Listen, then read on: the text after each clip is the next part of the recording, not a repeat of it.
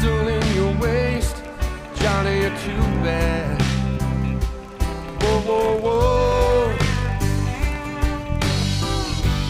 Walking down the road with a ratchet in your waist, Johnny, you're too bad. In 1982, while attending Southern Illinois University, I became an advocate big brother to Stevie Fielding, a troubled 11-year-old boy who lived in Pomona, a nearby rural hamlet. You're just robbing and stabbing and looting and shooting, John, you're too bad.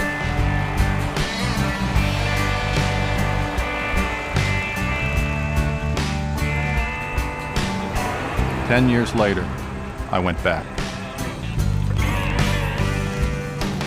When I left here, I felt a sense of relief that I didn't have to go and do those weekly visits to be his big brother. But in my journal, I wrote that you know, I should never abandon him, that I should be there for him constantly, and of course I haven't been since then.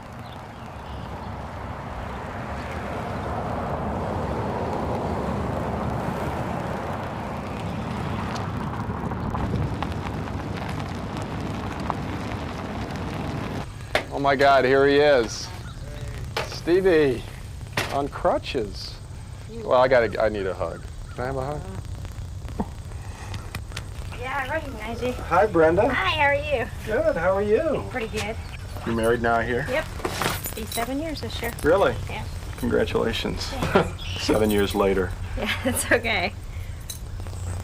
It's been a while. Now, do you live? She lives down there. You live there, and this is your trailer.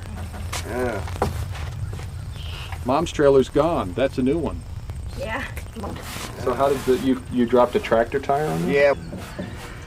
We came in from brush hogging and we was jacking it up and we got the tire off and it hit my knee and whenever it landed on it, popped. Oh my God. Where'd you get these tattoos? I done this one myself. The other one's a buddy done. He was in jail for a while and learned how to do work and... Ride to live. It's from your motorcycle riding days? Wherever I go, people here, there, wherever's just nothing but trouble. I want to discover where Stevie's been and who he was even when I knew him, because I never really felt like I understood him. You know, when I went in to be a big brother, I thought it would be a glorious experience. I was expecting to find a kid that played a lot of sports, a kid that I could really relate to in a very direct way, and he was just a lot harder than I ever expected. He always seemed to be an accident waiting to happen. I don't like the looks of this. You found that today? Came out of the brush pile that was burning. That's where I get my name Snake from. I ain't afraid of them. Never have been, except whenever I was a kid. Kids just never try this at home. One thing that doesn't appear to have changed is Stevie's still here with you. Yeah. He gets down and out, no place else to go while he comes back to me. You feel down and out right now, Steve? No, because I always know I have a place to stay. I always knew that. Well, that so-called mom still takes everything away from me. She I got her don't fingers have a on. mother. I've never had one. And the day she dies, I'm going to go and I'm going to laugh at her. My Brenda can tell you how she whipped him down here one time. I forget how many stripes. She never will forget it. She cried and she told her if she didn't shut up, she'd get some of it. Though it was her kid, she'd beat him if she wanted to. Because she made a thread over there at her house one night. Me and her got into an argument and she screamed out at me, so I screamed back at her. She said, if you ever do that again, she said, I'm going to knock your teeth down your throat. I said, if you think you're big enough, do it, because when you put me down, you better kill me, because if you don't, I'm going to kill you. That's what I told her right there in her own house. On my first visit to Pomona in 1982, Verna sat me down and told me how she'd come to take Stevie in.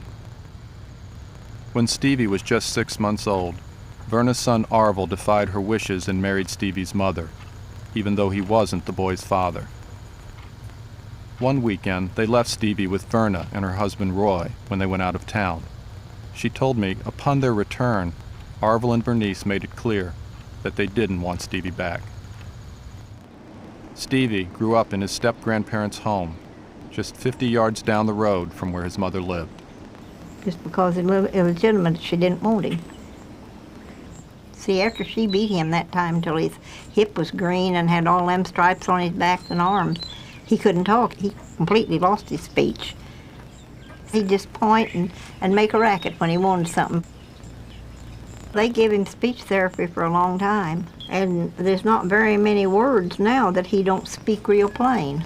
He speaks most of them real good and plain. I got Brenda, oh man, with them two from Challengers. You got these for Grandma? Yeah. My girlfriend, she's got a red one that's got that hot stuff on there.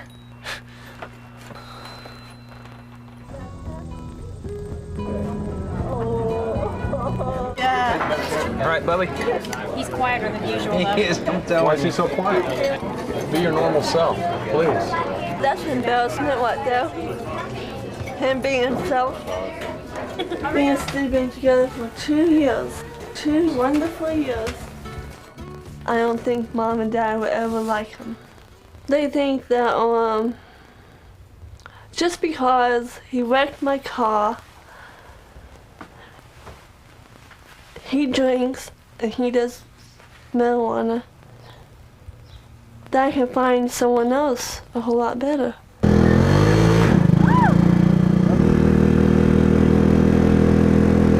I think I'm the only one that sees something there that nobody else does. I can't really explain it because it's hard to explain. She's kind of disabled. I wouldn't say she's a slow learner. She's pretty smart. I mean, where she wants to be. Are you guys in love? Pretty much. So far, so good. Now, if it came down to the point where Steve actually hit me and done anything else to me, yeah, Mom and Dad will be coming down to Pomona themselves with cops or with a baseball bat and beating the holy crap out of Steven.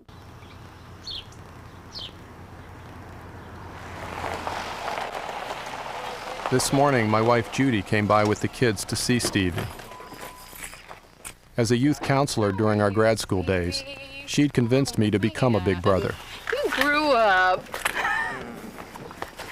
How are you? I'm fine. These are our kids. Jackson, This is what we've been up to. Corinne, and Dylan. So what have you been doing with yourself? Stevie married a woman named Judy. Oh, yeah? Her name was Judy? So how old were you, Stephen, when that happened? About 1920. So how old was she?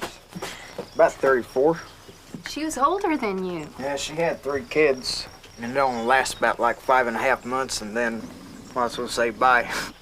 Well, you guys couldn't work it out, huh? She ripped my earring out of my ear, and I had to go to the hospital and have stitches over that. And when I asked her that one time, I said, "You ever been hit by a guy?" She said, "No." I said, "Well, now you have. I'm not like these other men that you can run over and just push around." I said, "I'm myself, but I've got a temper.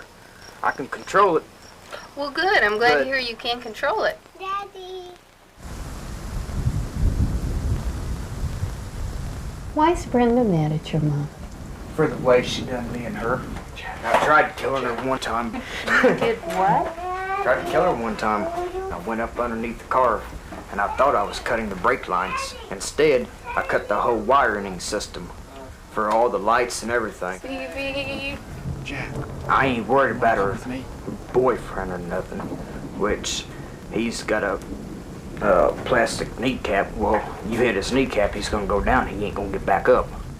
So I'm not worried about him. Planned out, didn't you, Stevie? Yeah, I've got it planned out. Come on, Jack. Let's go.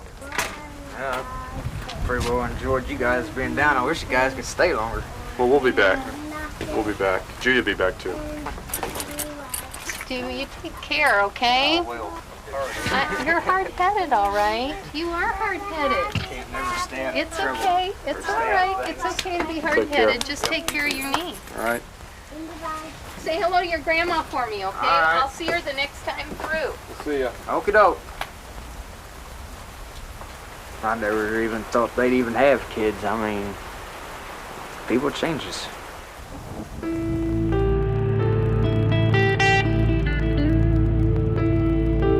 Stevie's revelations, his consuming rage, violent marriage, and a string of arrests I discovered that included assaults, weapons possessions, and credit card fraud.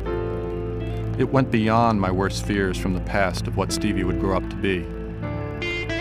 But now that we've reconnected, film or no film, I feel I've taken an irretrievable step back into his life. Still, I found reasons not to return again for almost 2 years.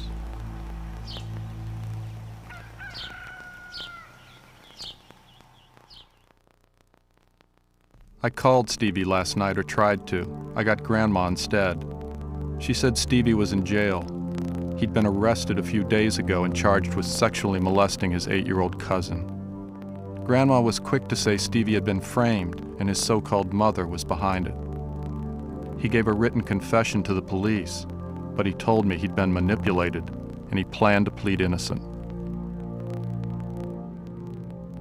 Stephen is charged with 3 counts, 3 felony charges. The first count is predatory criminal sexual assault of a child, which is a Class X felony, which is the most serious class of felony.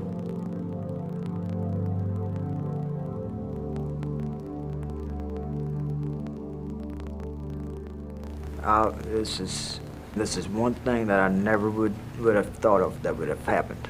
Never. It blows my mind. It just... You've told me that your mom is the one that encouraged your aunt to press charges against you. She's always told me whenever I've been in trouble, she said, you're going to go to prison, you're going to go to prison, you're going to go to prison. It's just like whenever I was a little kid, there's one word I hate the most. It's your fault. It's your fault. That's all she ever told me. And yet, I learned Mom makes regular trips to see Stevie. Figure out why she's so consistently coming up here. She can't say she loves me, because if she did, why did she put me through all the hell that she put me through? That's what I want to know. Why?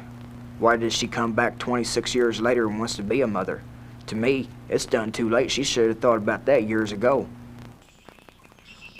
I've left several messages for Stevie's mom, Bernice, but she never calls back. So I try visiting her instead. Looking around at her neat, homey place, it's hard to imagine her as the monster she's painted to be by Stevie and Berna. I want to know why she does go see Stevie in jail, and whether she feels responsible for all that's happened. He wasn't Mirandized. He wasn't told that his statement could be used against him. We have to somehow get his, I should say, alleged confession, get it suppressed through pretrial motions, or we have to deal with it at trial. I was teaching her about things that happens in life. I touched her at the top, chest, and at the bottom, Virginie. I'm sorry for what happened. I didn't mean for it to happen like that. I need help and I will get help. I'm sorry for what happened. I made the statement on my own. Stephen Fielding. The image I have of Stevie is being out in that vacant lot next to our house, dressed up in the Cheshire Cat outfit with the hose. Just very solitary, not involved with other people a whole lot. He grew up abused and neglected. That's kind of the MO for somebody who molests kids. You've got to look at it really cold, because if you start looking at the human individuals and, well, yeah, he's really not that bad of a guy. Well, why don't you look at the victim? You know, the victim wasn't that bad of a person either. I mean, you've given him chances in the past, and now he's gotten himself in a load of trouble, and you give him another chance?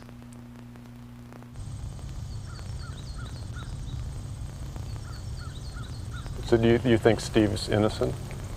No, because he told me what he did do. But I mean, he's already gonna get enough without other stuff being added on. All right. So Well, they might call you as a witness if this goes to trial. If they know probably that he's... so, thanks to Mom. What do you mean? Because she went up there and told him that I'd had problems with him before. She told the Police and everything, so that's on record. Is it true? Yeah.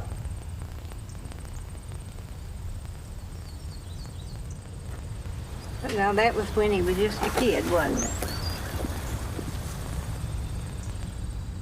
Well, it breaks my heart to think about it, but Stephen has been taught right. He knows right from wrong. But Stephen is not all there either. What do you mean? Well, Stephen's got a problem. He needs help. I'm going to get Judy to talk to the people down here. Maybe there's something the public defender could go forward with in a plea, you know? He needs to be in some place where they'll help him with his problems instead of make them worse. Yeah. I don't think he wants to change. Tanya's father and I, we tried. We really did try to understand him, because with Tanya's situation, sometimes you just have to overlook things, you know. If they let him out today, I'd say by next week. No, if they let him out today, he'd be dead-ass drunk tonight. If he gets out of jail without going to prison, will you be there for him? Would you let him in?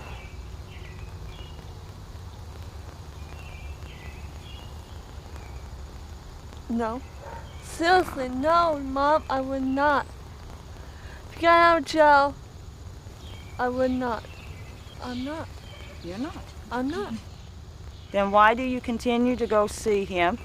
I guess he thinks that, it's not over.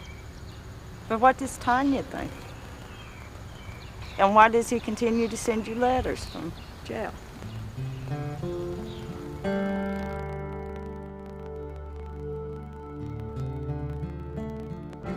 Dear honey, hey, what's up? Not much here. How does it feel to be off work? So why do you stay with him? Now you can write to me. I don't know. I love him and I care about him. And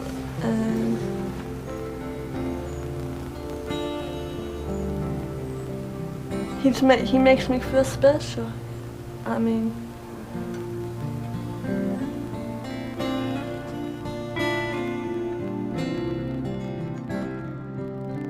So on this kind of a case, the worst that I could have is a woman to defend me.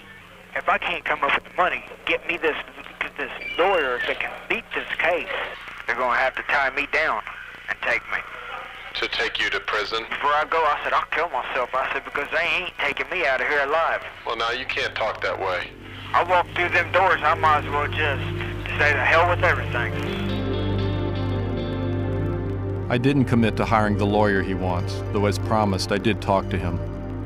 He was a slick asshole with a legendary reputation in the jail, and he made it clear that for a few $1,000s, he was confident he could get Stevie off. I'm celebrating the 4th of July at home, but I can't stop thinking about it all.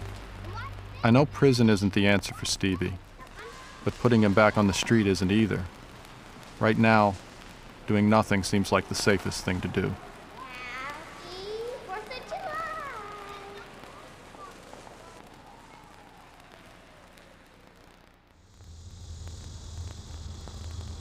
Hey, long time, huh? Hey, I got some good news for you. What's that? I'm out of here. What do you mean you're out of here? I'm free to go. Wow, that's amazing. Yeah, Did the confession get suppressed? that's what I'm saying. That's amazing. Yeah. So, you're leaving today? Well, that's what I was calling to see. Maybe if there's a possible way that I could borrow $100 from you to get out. I need $100 cash for bond. Yeah. That's... that's amazing. Judy wouldn't let me give Stevie the bond money. How can I say no? It's only $100. It's not about the money, she said. Grandma told me Brenda put up the bail money. Brenda said Grandma did it. Did Stevie tell you that he asked me for the money to get out? Mm-hmm. So he told you that I didn't do it, and that was the end of it? Did you wonder why? I said, well, Stephen, I said, he's got a family. I said, he's got 3 kids, and he's got a home to keep up and all, and I said he can't afford to do it. But, you know, that wasn't the reason. Judy and I discussed it, and you know what Judy does for a living? Do you know what she does? Mm-mm. She's a counselor. She works with sex offenders. Judy and I talked about it, and I think he's guilty. I don't want him to go to prison, but I worry about what he might do when he's out on bail. And he blames his mom for this. And Well, she's the one that got him up there to babysit when she knowed better. I don't necessarily think what's best for him is to beat this thing.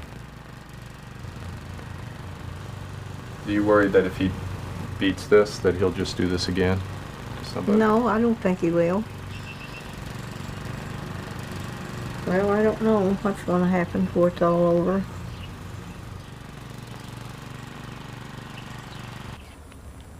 Are you mad at me about any of this? Huh? Maybe a little bit. I mean, people gets mad, they get over it. You know, they realize stuff later on down the road.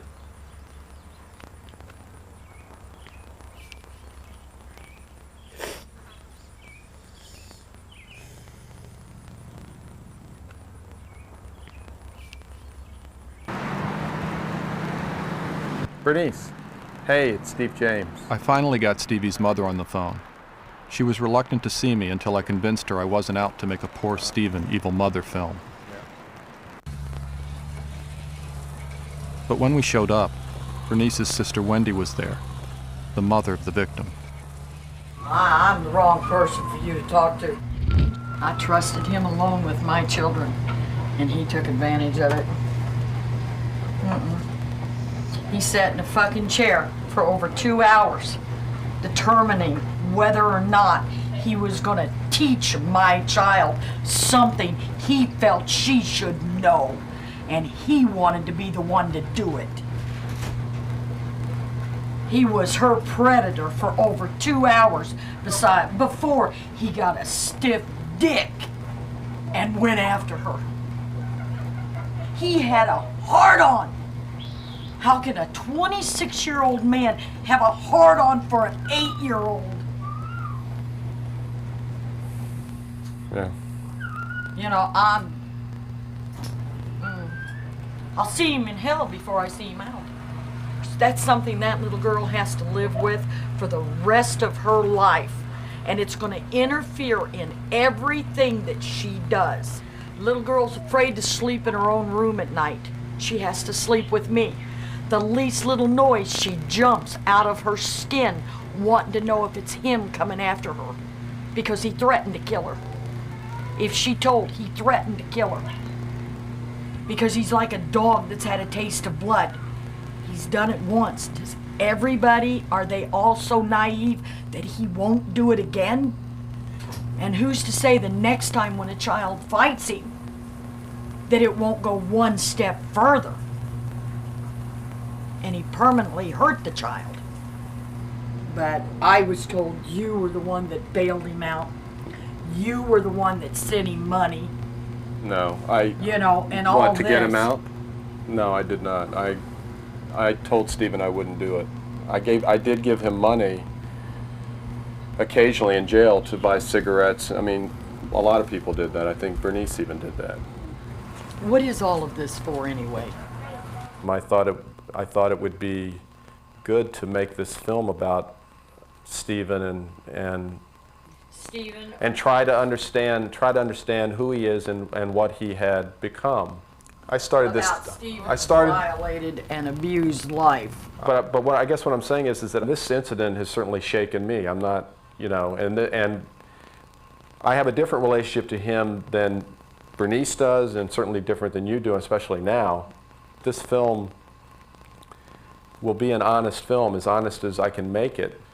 It's not just an apology for Stephen. It's not just my, you know, I'm not here to just grill Bernice or Then I whatever. proceeded to do just that. You know what I'm saying? Why would you go up to the prison to see him? Why? Yeah. Well, no matter what he done, and I don't approve of what he done, he's still my son. You know, he's still my son. And it's not that she didn't try with Stephen, because she did. Yeah, but people wasn't around when I was trying with him. I was. They don't know. They don't know. It's when it got to where I couldn't handle him, and his grandma, you know, would take him back. And then things would go, and then I would get all the blame for doing everything wrong. You know what I've heard. Oh, yeah. I've heard that basically, Stephen, that you beat him I have heard terribly, things. and that you Yeah. basically gave him to Grandma and said you raise him. That's what I've heard. Oh. I mean, that's what I've heard. Anything he does now, he blames me. Because that's what his grandma brainwashed him to think all those years.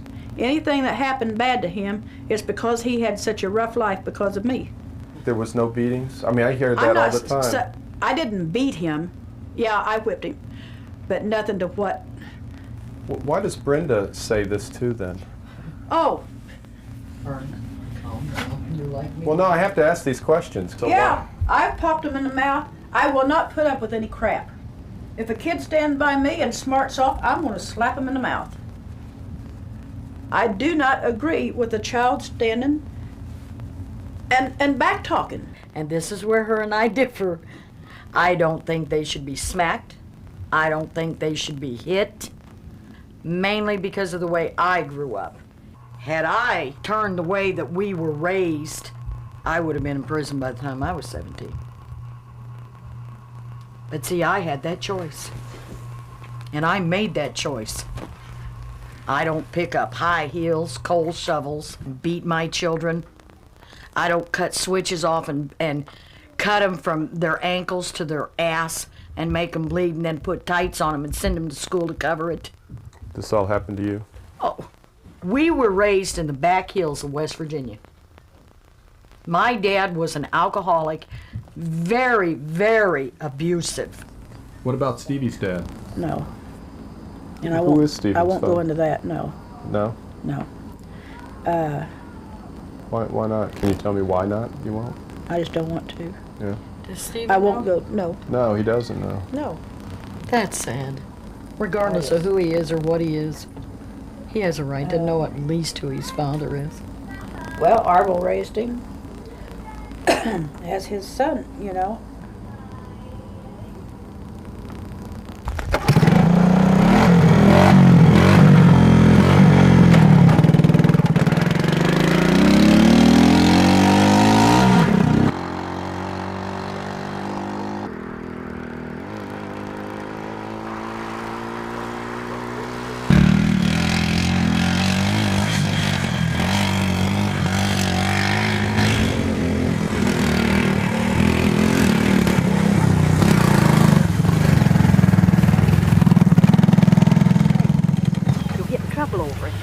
They ain't gonna say nothing to me about it. All right, go ahead. If you get in trouble, go ahead. Hard head. Sometimes we get along all right and sometimes we don't. But he'd fight for me. Why, he'd fight for me. And he knows there's not nobody that's done for him what me and my husband done for him. He was only 12-and-a-half-year-old when Roy died. But Roy just worshipped him.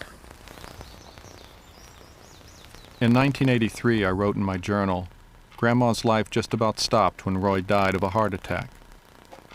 She couldn't sit on the porch after supper, she said, because the memories hurt too much. Stevie fills the hole in Grandma's life, but only partially. And she says, she gets no help from Stevie's mother and her own son, Arvel. Grandpa and Grandma meant more to me than what Mom ever did. Then you find out that they ain't no blood relation to you. And it freaked me out when Grandpa died. And then Dad turned around and he died, and, you know, I ain't never got over neither one of them yet.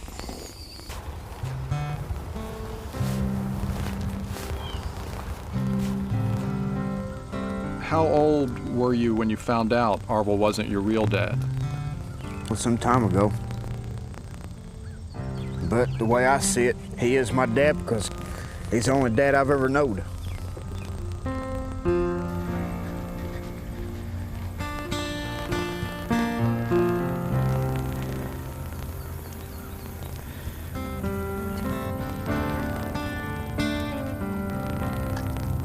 I don't know. A lot of shit I don't understand. In 1981, the year Grandpa died, Stevie was first placed at the Huber Boys' Home. She put him in the boys' home, and then whenever he got out, she tried to make him think that I stuck him there. And I didn't. I cried because he had to go. But we didn't have him adopted, and there wasn't anything I could do about it. We tried to adopt him, but we was too old. In the beginning, Mrs. Hagler was terrific to Stephen. But then Mrs. Hagler always seemed to thrive on making Bernice's life a nightmare. If they'd all come together with that kid, he'd been a whole different kid.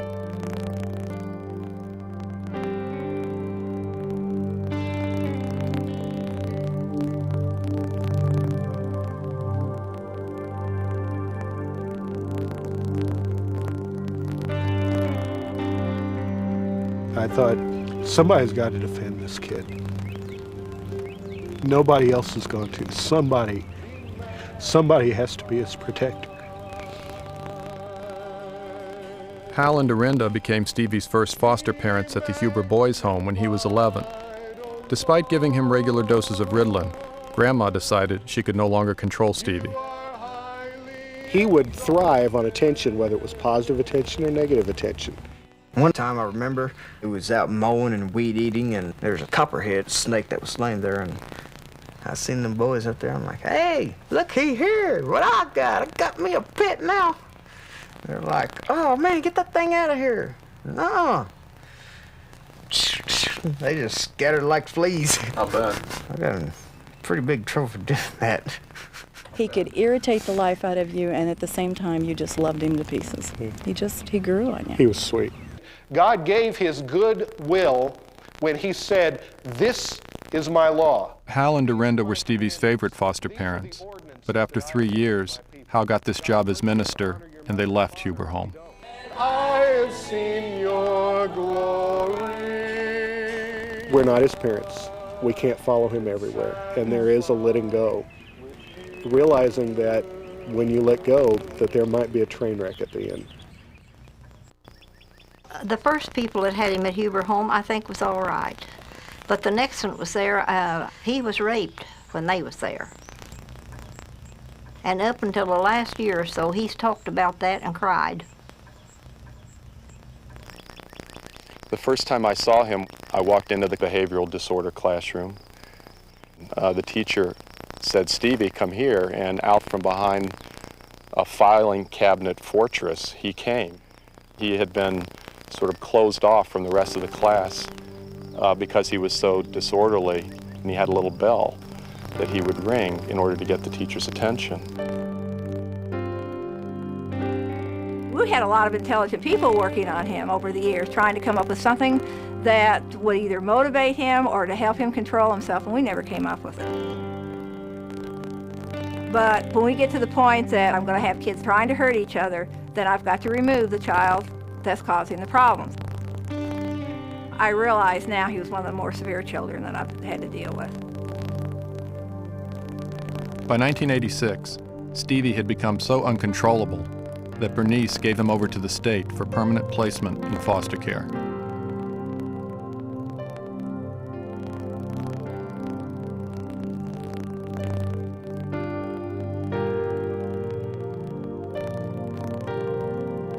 His own experiences of abuse, coupled with his impulsive acting out, wrote one psychologist at the time, could lead Stevie to sexually abusing young children whom he'd view as emotional peers. In 1988, after failed placements in every group home in Southern Illinois, 17-year-old Stevie was committed to the Choate Mental Hospital in Anna.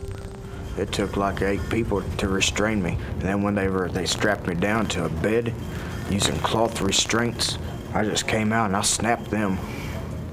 He continued to be physically aggressive, prompting extensive drug therapy. And they're like, no more of this. We want him out of here now before he winds up hurting somebody else. Stevie was discharged from Choate in August of 1989. The summary report stated he had received maximum benefit from hospitalization. Unfortunately, all those services can't begin to provide for him what he really needed, which was a family that was nurturing and cared about him and supported him. And so in that way, the system failed him. The system always fails in that kind of situation. They can't begin to do enough for a child like Stevie.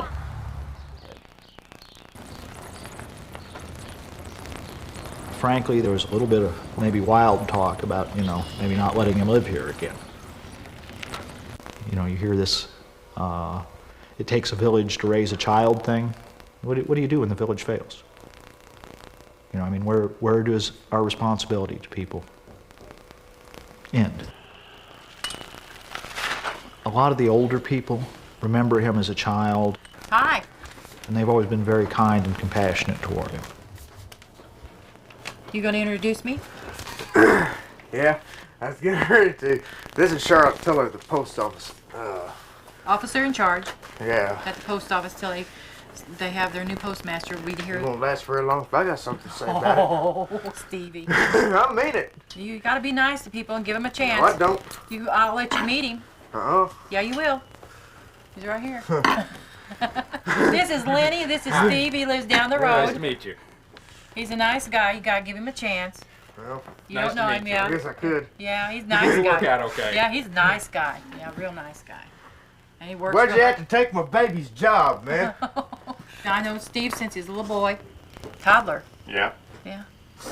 Yeah, he's a good guy. I was his big brother.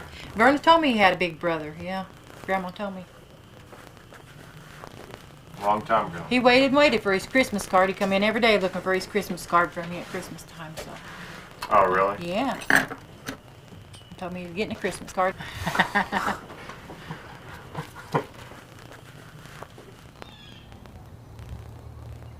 You working today or you got today off? Though Brenda and Stevie live only 100 yards apart, it's like they're on different planets. She's been happily married since she was 16 and steadily employed since she was 18. I was always a dumb one. She was always a smart one. Couldn't outsmart her. Brenda was born soon after Bernice gave Stevie to Verna. She's the only child Arvel and Bernice had together. She was put on a pedestal. When you have one that is encircled and one that is not, the one is sheltered and the other one isn't. I wasn't treated nothing like Bubby was, but she still wasn't a mother. I think that Mom had a lot of resentment because when she got pregnant, she didn't know the guy was married and she took it out on Bubby. He couldn't look to his left without getting beat. You have enough to last you till Friday? Maybe. Brenda is Stevie's payee for his Social Security disability checks. He's been receiving them ever since his release from the mental hospital. That's my other little ghetto that I made. Have you used it? Yep. I used it. No wonder your brain's fried. Well, last payday, he wanted me to give him $45 for marijuana. And I wouldn't do it. So he got mad about that and, threatens to pay me back by doing something to my animals or whatever. And I just told him, I said, if that's the way you're going to be, I'll call Social Security and just give it up, and then you won't have anything. You might have that snake in your house now. Doug has got more patience with him than I do. I mean, like me, I raise my temper. Doug doesn't. He tries to talk rationally to him, give him chance after chance after chance. I didn't take it down. It fell apart. Does Doug know about some of the stuff he, the sexual stuff that he did in the past with with you? Uh-huh. He doesn't trust him with me by myself. Like today, he asked if he was going to be down here. He doesn't let me go to town with him. Doug said no, and Bubby knows that. It's like we had horses in there. How are you and Brenda getting along? I don't know, at times, just like everyone else, we have our differences. I was gonna knock her in the head one day out here beside the garage because she called me young retarded. I was gonna knock her in the head with a claw hammer. It just, some things you just don't say. And that's one of the things I just don't like that word. I never have. Since you've gotten out of jail, have you caught any shit from anybody? You know how it is.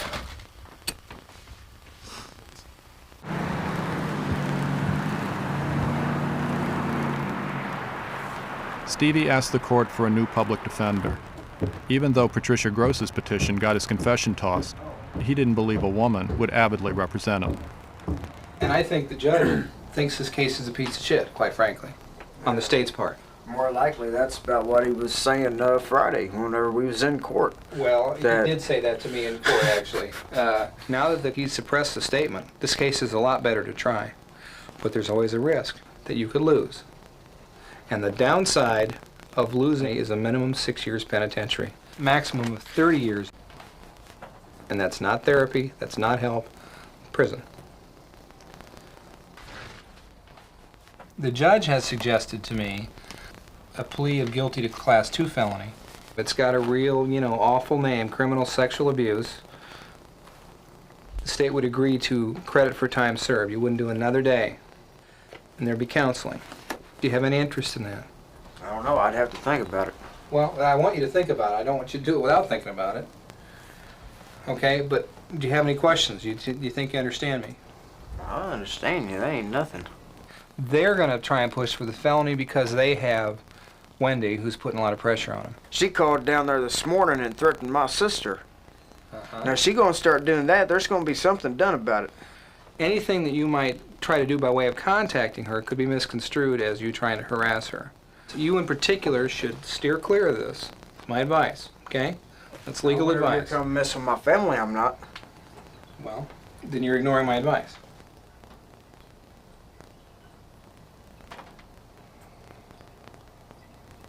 I expect not to hear from him. When I do call him, I think he'll probably be sort of warm to the offer, but allow me to convince him a little more, and maybe we'll have a deal.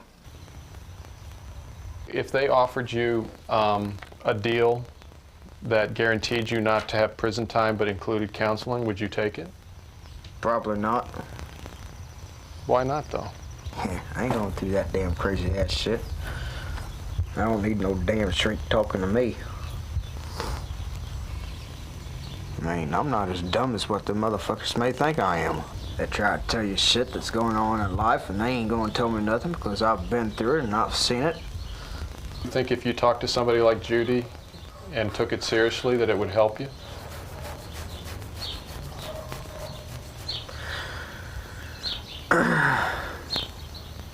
Well, I'll tell you the third time, I ain't talking to no shrink.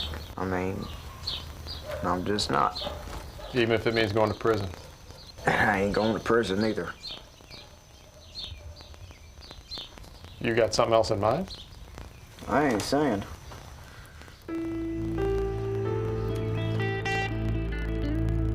Stevie told me he's determined to not have a sex offense on his criminal record. Sex offenders have to register with the state or their local police department for 10 years. Their names and faces are posted on the internet. Murderers aren't. I mean, they're the worst of the worst.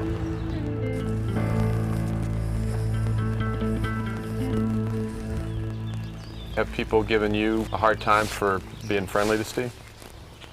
Everybody. It doesn't matter to me. We tolerate each other, you know, and people don't understand that. So you're trusting him? All I know is what Steve tells me. And you can weigh it either way. You know, Steve's been known to tell a story now and then. There's two people that know what happened. And I'm not one of them. And that's pretty simple, isn't it? With any trial months away, Stevie and I just want to forget about his legal troubles, not think about what lies ahead. I heard the crappie are biting. Yeah, we're going to Government Pond. You catch an 8-pounder, you let me know. 8-pound bass, anyway. Don't throw it back. I didn't throw that 5-pound bass back that I caught over at Cedar neither.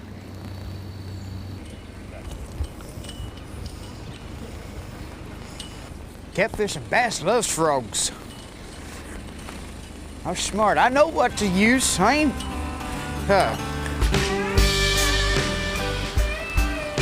Hey, get your ass back here. Oh, son of a bitch. Come on, pokey ass. I ain't got all day to mess around with you. Walking down the road with a pistol in your waist. I wouldn't go up there, Tim. I wouldn't do it. Whoa, whoa, whoa. Walking down the road with a ratchet in your waist. Look at that goddamn rubber trickle, little. Whoa, whoa, whoa. God damn it.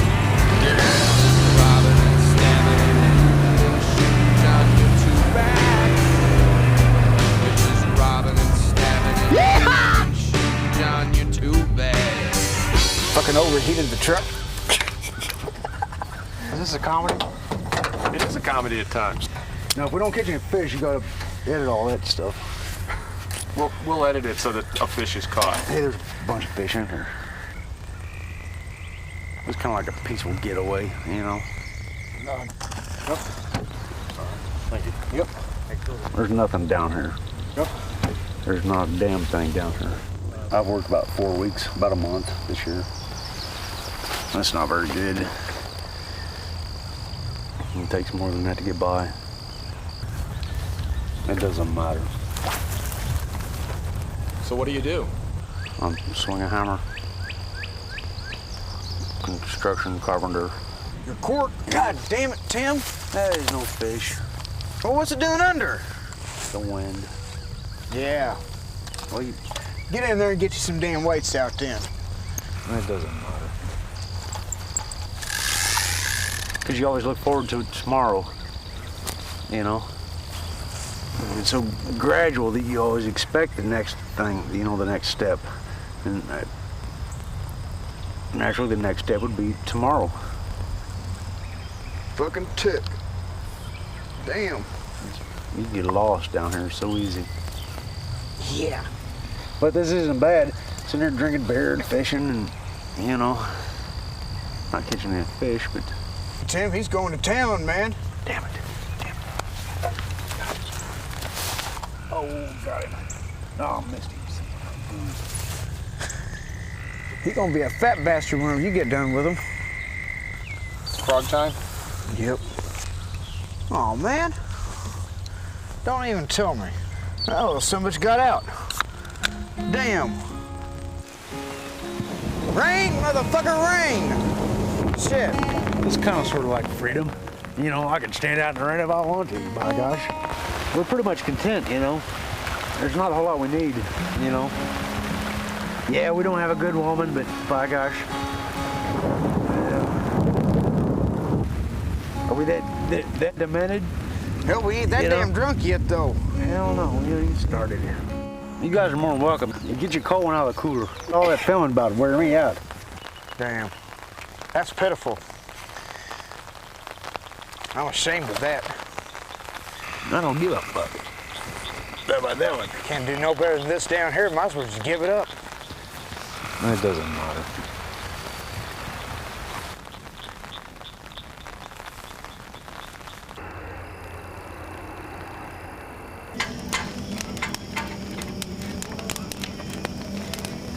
What time are you going to be back Friday? They got a camper down there, so 6:30. I know what you'll be doing down there. What? I think you'll be smoking that weed. I don't smoke weed anymore. Oh, bull. Yeah, Oh, I'm cool. I don't even know what you're talking about. Don't play that game with me. I ain't playing no games. What's that stuff? You not smoking too? One time. Since 3-4 months, not every weekend. So don't blame it only because I do it. You do it too. Who actually got you started drinking? I did. I'm unhappy with him, but if I break up with him right now, I'll be depressed. When he's sober, he expresses feelings towards other people, but when he's on that marijuana and whiskey, he gets crazy.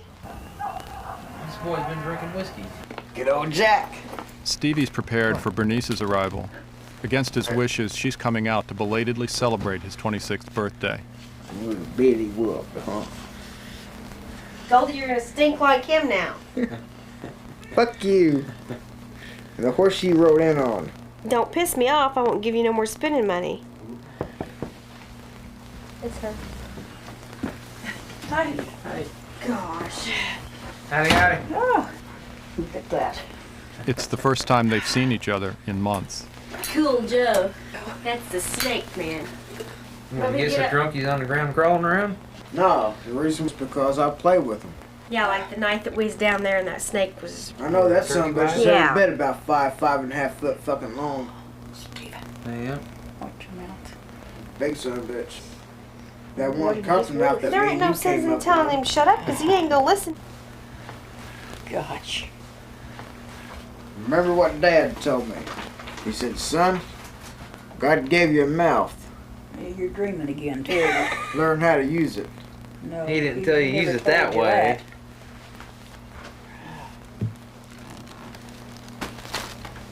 Happy birthday.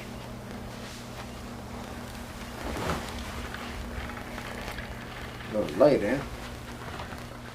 You know, I'm still waiting from last year, so just don't get mouthy now. You're supposed to. I always like to make sure it ain't no damn bomb at first. My mind doesn't work like yours does.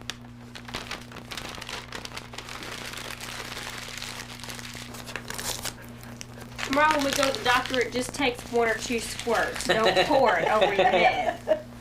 Preferably under your armpits since you don't use deodorant. Up yours, bitch. You should have got him one of them soap on the ropes.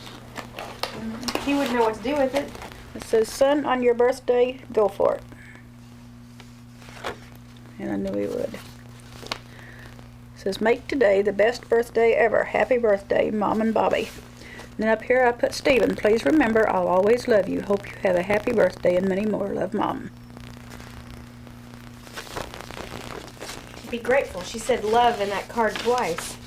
Be grateful, what do you mean? What, are you jealous? Sounds like it, don't. In my last Christmas card, she didn't even write love in it. It was just Mom and Bobby. Oh, gosh. That love is hard to come by with her. There we go. You've only told me you loved me once, and that was when I had surgery and you thought maybe I wouldn't wake up. Oh, yeah, right. I'll believe that one. If anyone's determined to make a break from the family's troubled past, it's Brenda. She's wanted children since she married Doug at 16. But for 9 years, she suffered from a rare form of endometriosis that makes pregnancy difficult and dangerous. Today, she hopes, her fertility doctor will have good news. If they think that they can fix the problem, I'll have to convince Doug and everybody else. I mean, I got chewed out from one end to the other, being told that I was selfish trying to get pregnant, that if I die in the middle of it, that it's going to be all wasted anyway. Okay. How does it feel?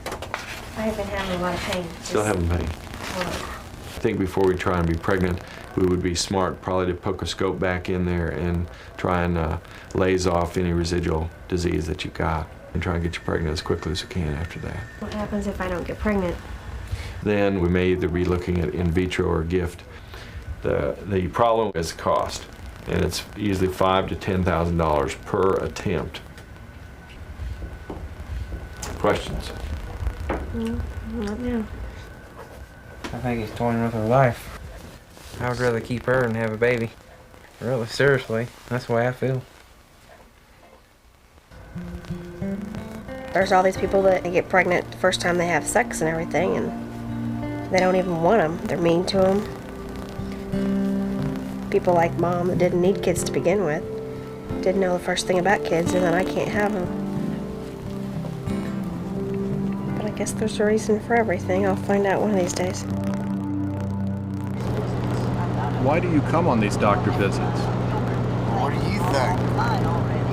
Don't be hateful. Oh, I'm not. Because it's the only damn family I've got.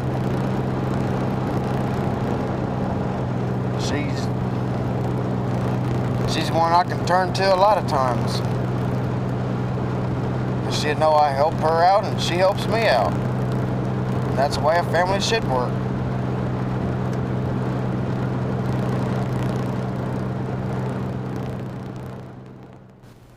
And I think the kindest thing that one can say about the decision below is that the court forgot what Miranda was about. Over a year after the crime, appellate court lawyers spar over whether Stevie's confession was obtained legally or not. That defendant's presence is voluntary, that he's not under arrest. If the confession stays out, Stevie will likely walk away unpunished. It was not until the end that he left. Now, what did he believe in the middle? Your Honor, if the confession comes back in, the state's appellate defender plans to take the case to the Illinois Supreme Court. You're going to have a minor testifying who would be even a year more removed from the recollection. And it might make it more easy for me, to expose the weaknesses in testimony, which is not particularly convincing anyway. I mean, there isn't any physical evidence,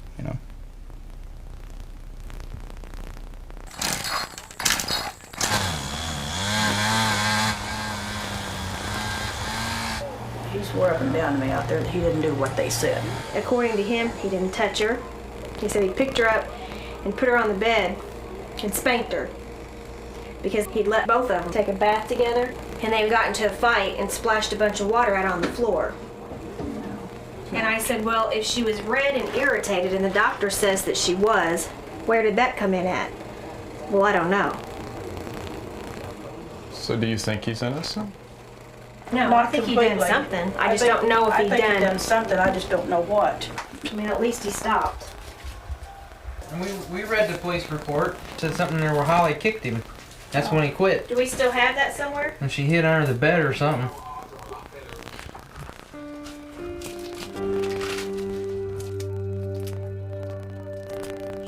You know what you should have done before you put that spaghetti sauce on it?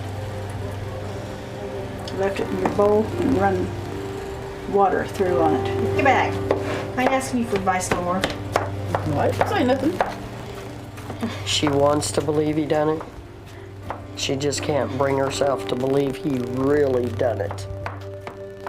It puts a strain on her when she's around me or the girls. We have had words over it, because when she gets so smart with me, it sounds like she's blaming me,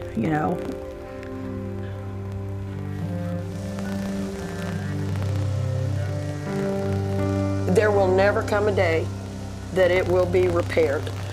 Every time she thinks of her son in prison, all she's going to think of is that we are the reason that he's there.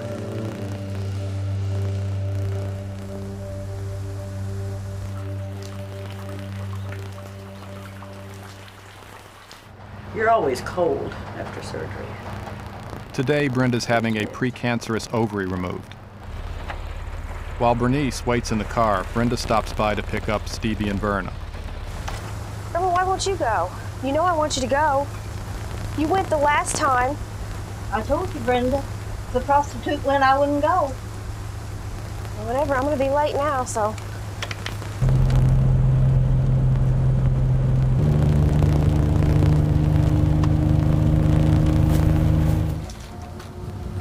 Grandma's just so jealous that I'm gonna like somebody besides her. And she's got Stephen brainwashed enough to where he believes all that stuff. She's always just saying, well, I wish that she'd die. I just wish to God she'd die. It seems funny to me that if you're a Christian, you would go to hell over her just because you hate her that bad. She'll say, I don't care if I do go to hell. I hate her. What makes you hang in there with Grandma? Because I love her and she's my grandma.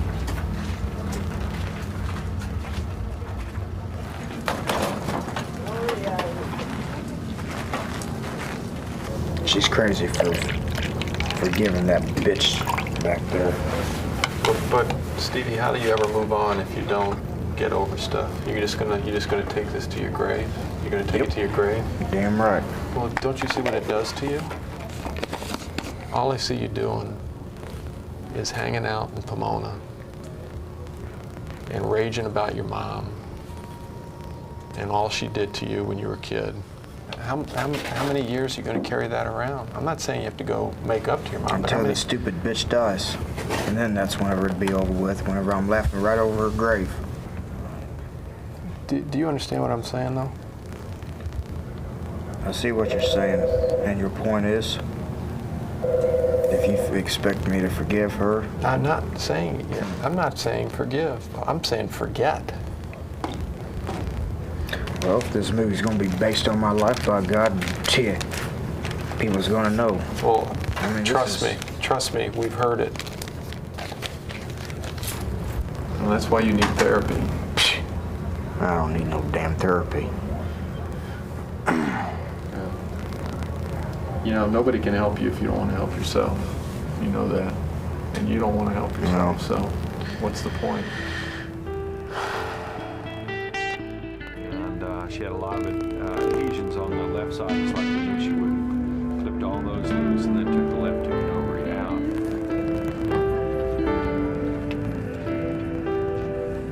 out. It struck me that Stevie's arrest and Brenda's surgeries have brought Bernice back into their lives.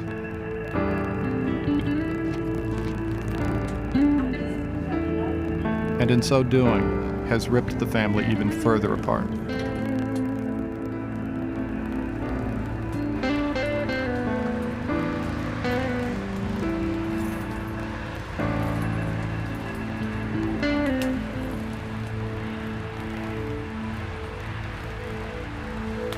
I don't hate Stephen.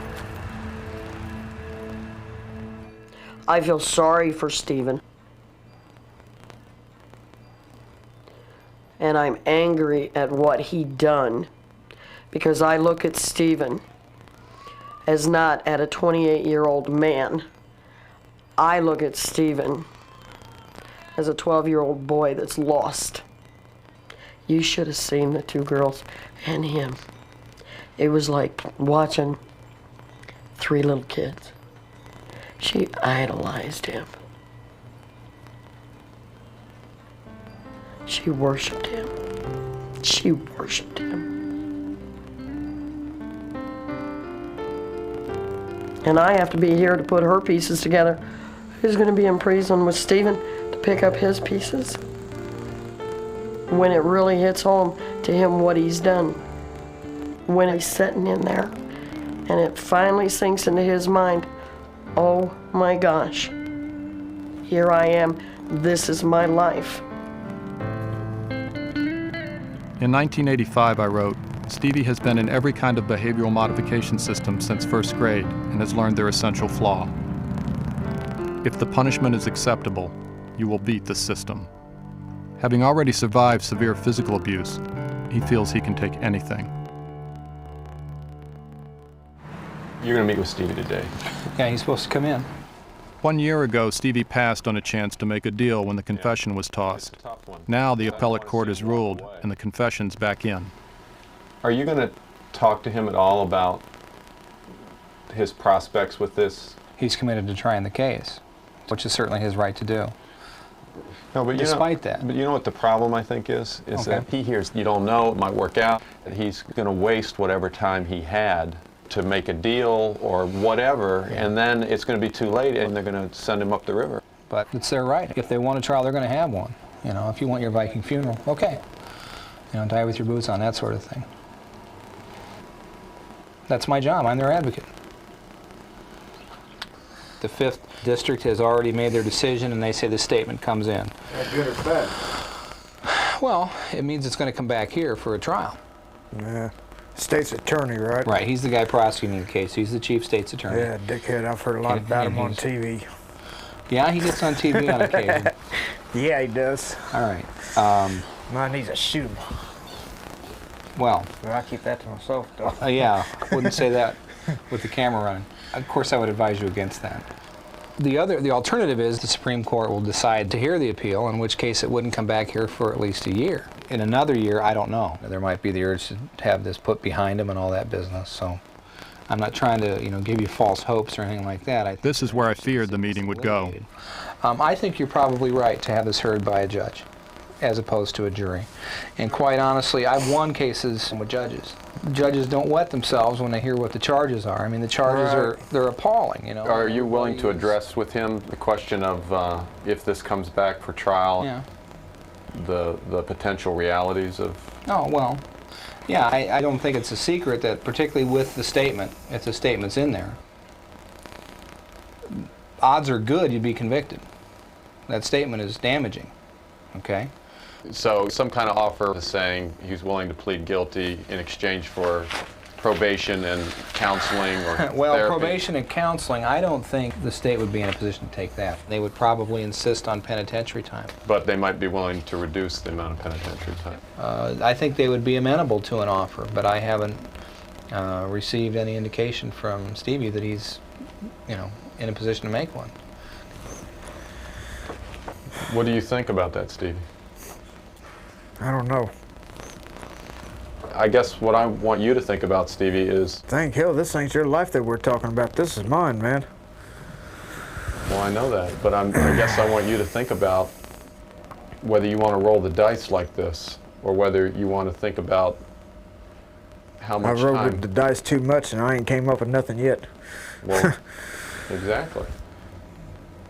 If you have fear and worry and anxiety and intimidation, you don't know him. I'm telling you, the crisis times. Satan's meaning to destroy you. But through the baptism, we get inside of God because the Holy Spirit comes upon you